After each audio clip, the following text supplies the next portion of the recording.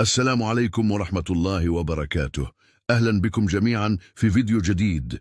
اليوم راح نتكلم عن موضوع يهم الكثير منا، وهو كيف نتعامل مع القلق ونعيش حياة هادئة ومتوازنة. تخيل معي أنك تستيقظ كل صباح وأنت مرتاح البال، تشعر بالسكينة والهدوء وتواجه يومك بثقة وإيجابية. هل تعتقد أن هذا مستحيل؟ دعني أخبرك أنه ليس مستحيلا على الإطلاق. القلق شعور طبيعي نمر به جميعا، لكن المشكلة تكمن في السماح له بالسيطرة على حياتنا. كثير منا يعاني من القلق المستمر، سواء كان بسبب العمل، العلاقات الاجتماعية، المستقبل، أو حتى الأمور اليومية البسيطة. دعوني أشارككم بعض الطرق العملية للتعامل مع القلق. أولها التنفس العميق. خذ نفسا عميقا لمدة 4 ثواني، احبسه لمدة 4 ثواني، ثم أخرجه ببطء لمدة 6 ثواني. هذه التقنية البسيطة تساعد في تهدئة الجهاز العصبي وتخفيف التوتر بشكل فوري. الخطوة الثانية هي تنظيم الأفكار. عندما تشعر بالقلق، اكتب ما يقلقك على ورقة. مجرد تحويل الأفكار من رأسك إلى الورق يساعد في تخفيف حدة القلق ويجعل التعامل مع المشكلة أسهل. من المهم أيضا أن نفهم أن القلق غالبا ما يكون نتيجة التفكير في المستقبل، لذلك ركز على اللحظة الحالية. ما الذي تستطيع فعله الآن؟ ما هي الخطوة الصغيرة التي يمكنك اتخاذها اليوم؟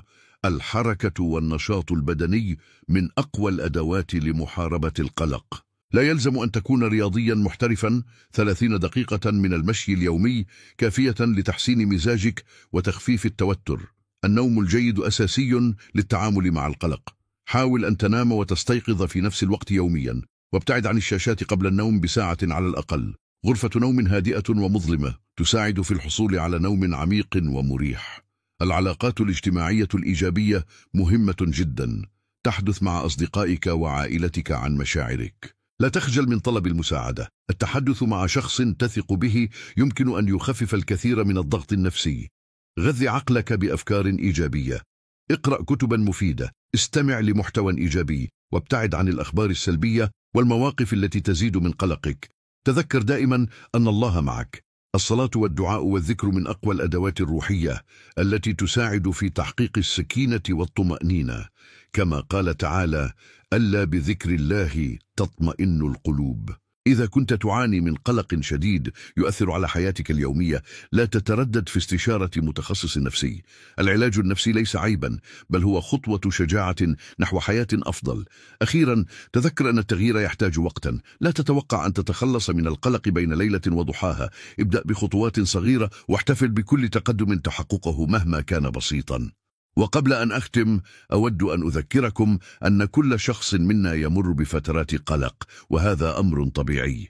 المهم هو كيف نتعامل مع هذه المشاعر ونحولها إلى فرص للنمو والتطور. شكرا جزيلا لمشاهدتكم. إذا استفدتم من هذا المحتوى، لا تنسوا الاشتراك في القناة وتفعيل زر الجرس ليصلكم كل جديد. شاركوا الفيديو مع من تعتقدون أنه قد يستفيد منه. نلتقي في الفيديو القادم. دمتم بخير وسلام.